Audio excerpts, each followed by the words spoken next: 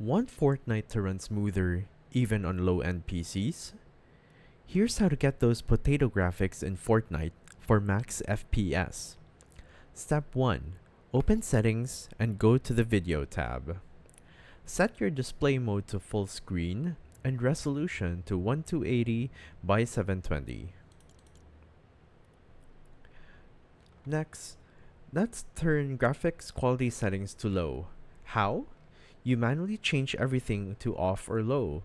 View distance, textures, and meshes.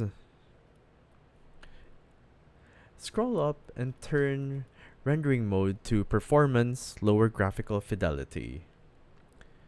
If you need a bit of a push, go to 3D resolution and turn that setting down to 50% to really bring out that potato look.